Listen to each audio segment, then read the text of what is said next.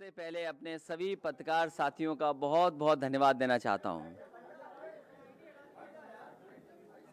अभी जिन साथियों के नाम आपके बीच में रखे गए, जो आज कई दलों से आज समाजवादी पार्टी में शामिल हो रहे हैं, उत्तर प्रदेश के कई कोनों से आज लोग आए हैं। मैं उन सभी नेताओं का, कार्यकर्ताओं का जो आज समाजवादी पार्टी में शामिल हो रहे हैं, सदस्यता लिए, मैं उन सब का स्वागत करता हूं, बहुत बहुत बधाई देता हूं। और लगातार समाजवादी पार्टी में लोगों का स्वागत है। समाजवादी पार्टी की कोशिश रहेगी कि ज़्यादा से ज़्यादा लोगों को जोड़ा जाए, बिना भेदभाव के सभी लोगों को पार्टी में शामिल कर करके आने वाले समय में जो 2022 में चुनाव होने जा रहा है, उसमें जिस तरीके से भारतीय जनता पार्टी ने हर वर्ग के लोगों को दुखी किया है, आज खेती बर्बाद हो गई, किसान के सामने संकट पैदा कर दिया। कहने को तो भारतीय जनता पार्टी लगातार ये बात कह रही है कि जो कानून हैं, उन कानूनों से किसानों को लाभ मिलेगा, लेकिन पूरे देश के किसान चाहते हैं कि सभी कानून वापस हों, क्योंकि उन कानूनों से उनका हित नहीं होता। जो भारतीय जनता पार्टी ने लगातार कहा कि हम किसानों को एमएसपी देंगे, लागत का दुगना मुनाफा दे देंगे, आय दोगुनी कर देंगे, अब जब करने का समय आया तो ऐसा कानून बना दिया है कि पूरा का पूरा खेती और किसान संकट में चला जाएगा। साथ ही साथ नौजवानों के साथ भी संकट है। नौकरी, रोजगार, काम है ही नहीं, और लगातार सरकार चल रही है उनकी। दिल्ली की सरकार उनकी है, उत्तर प्रदेश की सरकार उनकी है। आखिरकार अर्थव्यवस्था को कहां ले जा रहे हैं? किसान अगर हमारा बर्बाद हो जाएगा, नौजवान के हाथ में काम नहीं होगा, और जो सपने दिखा रहे हैं कि इन्वेस्टमेंट आ रहा है, आखिरकार इन्वेस्टमेंट अगर आ रहा है तो जा कहां रहा है? उत्तर प्रदेश में तो कोई इन्वेस्टमेंट दिखाई नहीं दे रहा। और जिस तरीके से महंगाई बढ़ रही है, आज डीजल पेट्रोल की कीमतें कहां पहुंच गईं? 100 नंबर ऐसा बन गया है कि लोग देख रहे हैं कि आखिरकार महंगाई जा कहां रही है। और याद रखिए, जिस समय तेल की कीमत बढ़ती है, डीजल पेट्रोल की कीमत बढ़ती है, अपने आप महंगाई बढ़ जाती है। और सरकार ये मुनाफा लेकर के आखिरकार मुनाफे का पैसा ले कहां जा रहे हैं? ये जो मुनाफा हो रहा है डीजल पेट्रोल से, जो लगातार टैक्स बढ़े हुए हैं, कीमतें बढ़ी हुई हैं, जो सरकार के खजाने में पैसा जा रहा है। कहने को वो कहेंगे कि कंपनियां हैं, लेकिन आखिरकार खजाना तो सरकार के पास जमा हो रहा है। हमारे किसानों को मिल नहीं रहा। धान 900-1100 रुपए में खरीद गया, मक्का की कोई कीमत नहीं मिली, आलू अभी आ रहा है, उसकी कोई तैयारी नहीं है, यूरिया महंगी, खाद महंगी, जरूरत के सब सामान महंगा। तो आखिरकार सरकार इस मुनाफे को ले कहां जा रही है? और फिर अर्थव्यवस्था कहा कि हम $5 ट्रिलियन इकोनॉमी की करेंगे। आखिरकार कहां है वो? हर चीज बेची जा रही है। और याद रखना, जब बेची जाएगी चीजें, तो जो संविधान हमें अधिकार देता है, उन संविधान के अधिकारों को भी सरकार छीन रही है। अगर हर चीज प्राइवेट हो जाएगी, तो जो संविधान ने हमें अधिकार दिया है नौकरी का, वो आखिरकार नौकरी रोजगार कहां मिलेगा हमें? और फिर दिल्ली की सरकार कहती थी हम $5 ट्रिलियन इकोनॉमी की बना लेंगे। उन्हीं की नकल करते करते उत्तर प्रदेश की सरकार बोलने लगी हम $1 ट्रिलियन इकोनॉमी बनाएंगे। अब बजट पेश होने जा रहा है, उत्तर प्रदेश की जनता देखेगी कि आखिरकार ये जो सपना दिखाया था उत्तर प्रदेश को $1 ट्रिलियन इकोनॉमी का, उस सपने को बजट के माध्यम से कितना पूरा कर रहे हैं। और इतना अपमान किसी सरकार ने नहीं किया होगा जितना भारतीय जनता पार्टी की सरकार कर रही है। चाहे हमारे किसान भाई हों, गरीब हों, मजदूर हों, नौजवान हों, मुसलमान भाई हों, हर एक को सरकार अपमानित कर रही है। पॉलिटिकल लोग हैं, उनको अपमानित कर रही है। इसी आंदोलन में जो लोग निकल करके आए, 10,000 से ज्यादा कार्यकर्ता हैं उत्तर प्रदेश में समाजवादी, उनके ऊपर झूठे मुकदमे लगे, लीडर्स को अपमानित कर रहे हैं। कोई वर्ग नहीं बचा जो अपमानित इस सरकार में ना हो रहा हो। और कैसी ठोको नीति चल रही है, जो पुलिस कह दे रही है, एक बार पुलिस ने कह दिया वही सरकार मान ले रही है, वही बीजेपी कह रही है। क्या हाथरस में क्या नहीं हुआ, बदायूं में एक मां के साथ क्या नहीं हुआ, आज 3 बहनें जो 2 तो जिनकी जान चली गई, एक बचेगी नहीं बचेगी, बड़ा सवाल है। उन्नाव में लगातार घटनाएं हो रही हैं। आखिर दोषी कौन है, इसका जिम्मेदार कौन है? जब सरकार पुलिस को खुली छूट दे देगी तो यही होगा। बेहतर से बेहतर चीजें दी पुलिस को, सब इस सरकार ने बर्बाद कर दिया। बेहतर इंतजाम हुए थे वो बर्बाद कर दिए। इसलिए मैं सभी जो समाजवादी पार्टी में आज शामिल हो रहे हैं, मैं उनका स्वागत करता हूं, बधाई देता हूं। उनके आने से हम सबका मनोबल तो बढ़ ही रहा है, हमारी पार्टी के एक एक कार्यकर्ता का मनोबल बढ़ रहा है। इसलिए ऐसे लोगों का बहुत बहुत स्वागत करता हूं, क्योंकि नाम लेना संभव सबका नहीं है। बड़ी सूची है, बड़ी सूची है, ज्यादा लोग आए हैं, मैं सबका नाम नहीं ले पा रहा हूं, लेकिन सबका मैं स्वागत करता हूं। और विशेष स्वागत आर.के. चौधरी जी का करता हूं। विशेष स्वागत है हमारे तिलोई के सभी नेताओं का जो महत्वपूर्ण जिम्मेदार हैं पदों पर, उनका भी, सलोन का भी। मैं ये पहले भी पार्टी में थे और फिर पार्टी में आ गए, तो ऐसे बहुत सारे साथी हैं जो कहीं ना कहीं चले गए थे, अब दोबारा समाजवादी पार्टी में आ रहे हैं। मुझे खुशी इस बात की है कि अब बूथ लगातार हम लोग ज्यादा जीतेंगे।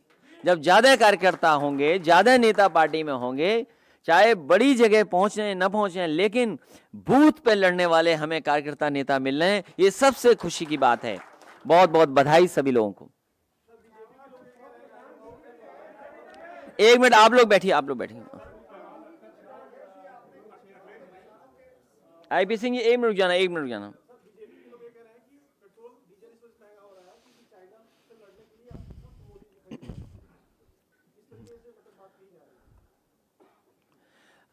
भारतीय जनता पार्टी के तर्क में अगर आप फंसेंगे तो आपका सत्यानाश हो जाएगा।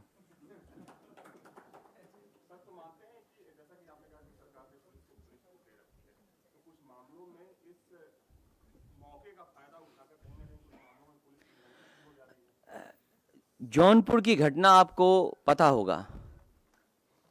जौनपुर की घटना जो हुई है कि पुलिस ने पिटाई की, और जब पुलिस को पता लगा कि अब ये बच नहीं सकता, इसकी जान जा सकती है, तो सुबह तड़के अस्पताल में फेंक करके चले गए। और बाद में क्या हुआ, उस नौजवान की जान चली गई। ये केवल एक घटना नहीं है उत्तर प्रदेश में। उत्तर प्रदेश में सबसे ज्यादा कस्टोडियल डेथ हुई हैं, सबसे ज्यादा फेक इनकाउंटर अगर कहीं हुए तो उत्तर प्रदेश में हुए हैं। उसके लिए जिम्मेदार कौन है?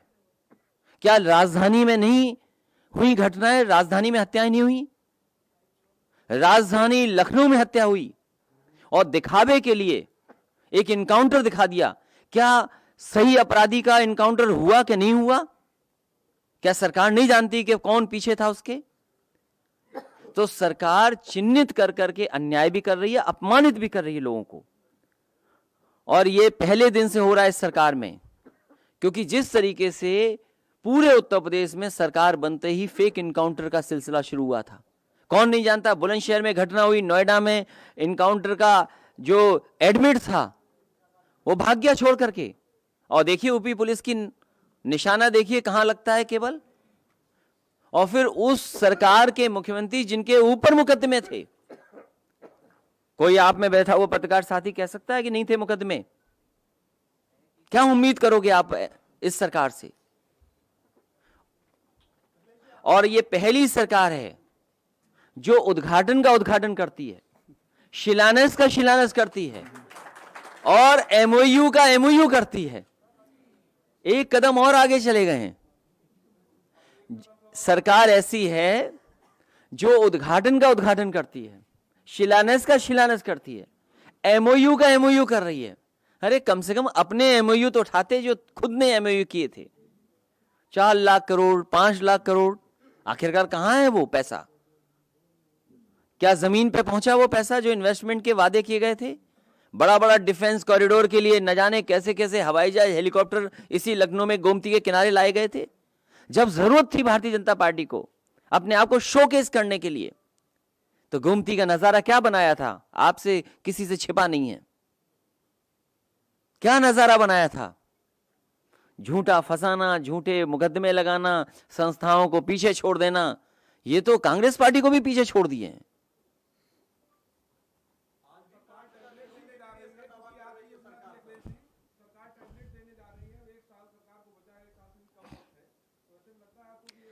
ये सरकार ऐसी है जो उद्घाटन का उद्घाटन, शिलान्यास का शिलान्यास, एमओयू का एमओयू, और फिर जब समय खत्म हो रहा हो, चुनाव के लिए 200 दिन बचे हों, उस समय कौन सा 5,000 करोड़ रुपया आएगा इन्वेस्टमेंट के लिए?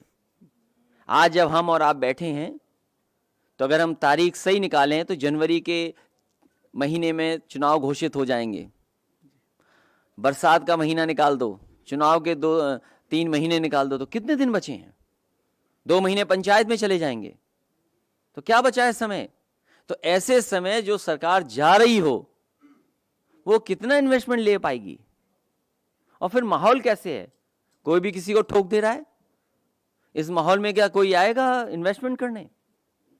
जिस प्रदेश में बेटियां सुरक्षित नहीं हो, मां सुरक्षित नहीं हो, हाथरस जैसी घटना हो गई हो, रात में बेटी को जला दिया हो, उस प्रदेश में कोई आएगा?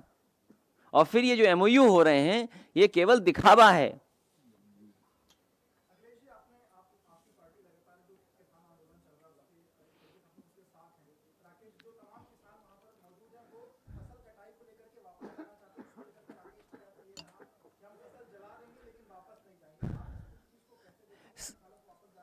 जितने समाजवादी साथी हैं, ये समाजवादी साथी तो हैं ही हैं, लेकिन ये सब किसान हैं।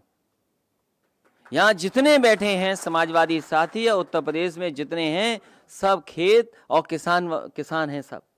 हम किसान भी हैं, हम समाजवादी भी हैं, तो खेतीबाड़ी हमें भी है। लेकिन जिस तरीके से आंदोलन समाजवादी पार्टी ने जनता के बीच में ले जाने का काम किया, लगातार समाजवादी पार्टी किसानों के सवाल पर इस सरकार को घेरती रहेगी। मुझे खुशी है इस बात की, उन्हें अपमान का सामना करना पड़ा। क्या आप सोच सकते हैं कि एक एमएलसी पर और इस तरह का व्यवहार हो? वो इसलिए कि केवल वो किसानों की बात रख रहा हो? क्या इस तरीके से अपमानित होगा कोई? और सदन के सामने जब सदन चल रहा हो तब ट्रैक्टर पे लेकर के गए, ट्रैक्टर से कितनी नाराजगी है। अरे किसान का प्रतीक है, किसान की का ट्रैक्टर है, क्या झगड़ा है ट्रैक्टर से आपको?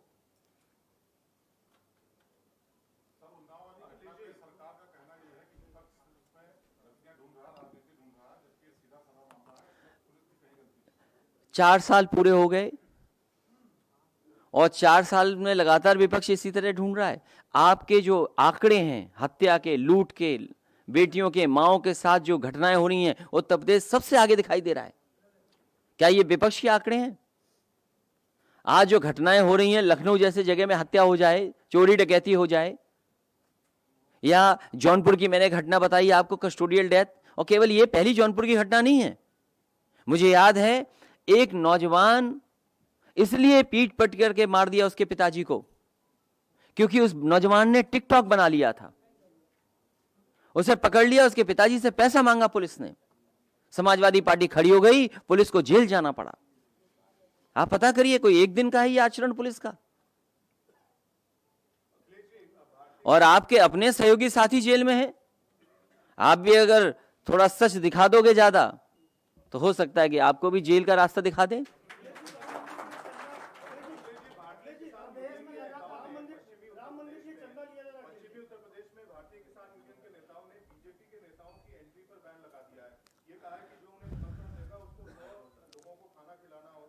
ये तो भारतीय जनता पार्टी की परेशानी है, वो समझे अपनी परेशानी कैसे दूर करेंगे। वो एमएसपी जो वादा किया था जनता से, किसान से, हम सब किसान हैं, जितने बैठे लोग किसान हैं, सब हमारे सबके पास खेती है।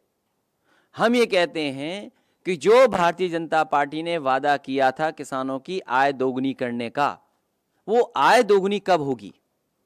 ये जो इंफ्रास्ट्रक्चर देने की बात कही गई थी कि मंडियों को इंफ्रास्ट्रक्चर में जोड़ेंगे, अच्छी मंडियां बनाएंगे, मैं उनसे जानना चाहता हूं, उत्तर प्रदेश में समाजवादी सरकार में जितनी भी मंडियां बनी थी, आखिरकार मंडियों का काम क्यों रोक दिया गया, या मंडियां क्यों नहीं शुरू की गई हैं? आप बुंदेलखंड की जितनी भी मंडियां बनी थी वो सब बंद पड़ी हैं, वहां काम नहीं हो रहा। जितनी भी मंडियां एक्सप्रेसवे के किनारे बननी थी, मलियाबाद की आम की मंडी, उसका काम रोक दिया। आपके कानपुर नगर और कानपुर देहात और कन्नौज को लेकर के आसपास के क्षेत्र की जनता के लिए कन्नौज में आलू की मंडी बन रही थी, उसका काम क्यों रोक दिया? इटावा, मैनपुरी, फरुखाबाद या आसपास के जिलों के लिए मंडी बनी थी अनाज की, वो उसका काम क्यों रुक गया?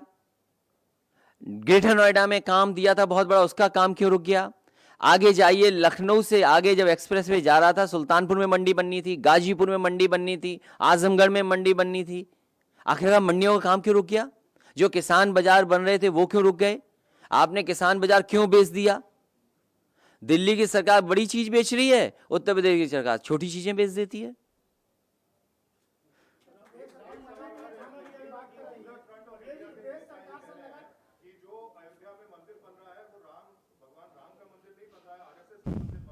कौन कह रहा है? मैं नहीं जानता हूं किसी पार्टी को। समाजवादी पार्टी किसानों की लड़ाई लगातार लड़ती आ रही है, लड़ती रहेगी। पहली बार प्रेस में आए हो? हाँ, तब ठीक है, रिवाइंड करके देख लेना।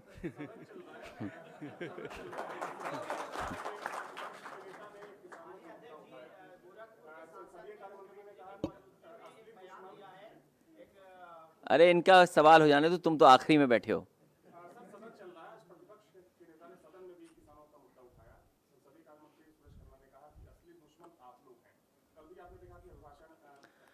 मैं आपसे केवल ये सवाल जानना चाहता हूं कि पूरे उत्तर प्रदेश का धान किस कीमत पे खरीदा गया, ये सरकार बता दे। जब पूरे देश के किसान इन तीनों कानूनों के खिलाफ खड़े हैं और ये सरकार कह रही है किसानों के लिए कानून है, और जब किसान नहीं चाहते इस कानून को, तो भारतीय जनता पार्टी जबरदस्ती क्यों कर रही है? आखिरकार किन के लाभ के लिए बना रही है?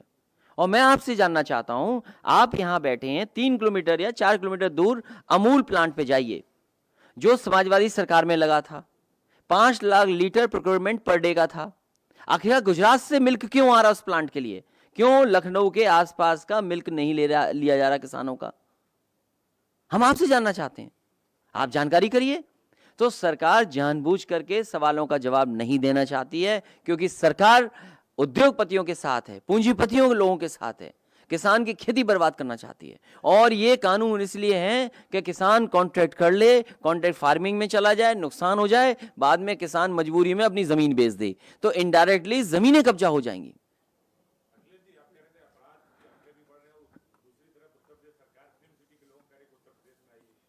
कब बनेगी फिल्म सिटी? ये आखिरी वक्त पे यही सरकार करती है, और कुछ अधिकारी यही काम करवाते हैं। जैसे मैं भी कुछ दिन पहले वन डिस्ट्रिक्ट वन प्रोडक्ट सुन रहा था, किसी का इंटरव्यू सुन रहा था, और जैसे ही मैंने इंटरव्यू देखा वन डिस्ट्रिक्ट वन प्रोडक्ट का, तो मेरा ख्याल यही आया कि one officer loyal to many government.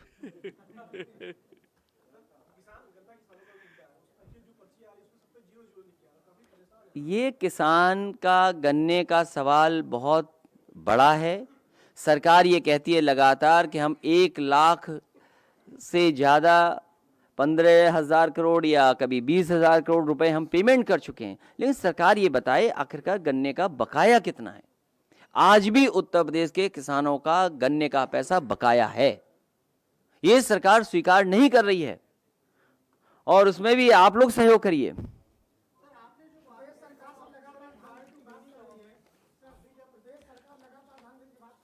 क्या कर रही है? ये जितने किसान हैं, मैं किसी से पूछ सकता हूं, इन पे भी खेती होगी। हमारे विधायक हैं 8 बार के आजमगढ़ के, ये जानते होंगे धान कितने में बिक गया, कितने रुपए में बिक गया धान। अरे कोई मैं पता नहीं उसका है। और ये नए पार्टी में शामिल हुए हैं। दूसरी पार्टी, बताओ धान कितने में खरीदा गया रायबरेली में? और ये बगल में भी तिलोई के बैठे हैं, बताओ धान कितने में खरीदा गया? और बगल में बैठे हैं बहुजन समाज, काशीराम जी के नाम से बहुजन समाज पार्टी चलाते वक्त धान कितने में खरीद गया? और ये आप भी जानते हो। और ये इतने बैठे ये किसान जो हैं, बताओ कितने में खरीद गया धान मऊ में? तो बताओ, ये सब गलत बोल रहे हैं, केवल भारतीय जनता पार्टी सही बोल रही है।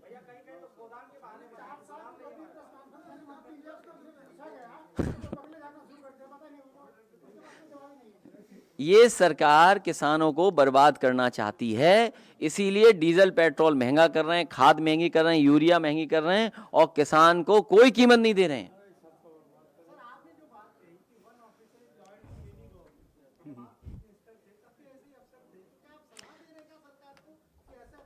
मैं कोई सलाह नहीं दे सकता हूं, अब सरकार बनाऊंगा। हैं?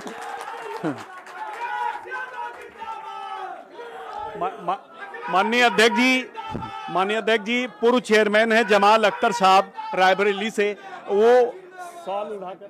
एक मिनट जाना। हाँ,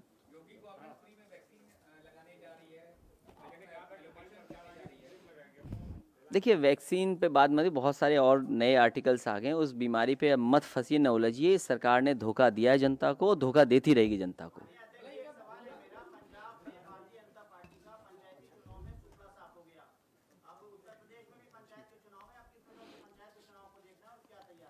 पंचायत के चुनाव में ही परिणाम अच्छा आएगा, और 2022 में उससे कई गुना शानदार परिणाम आने जा रहा है।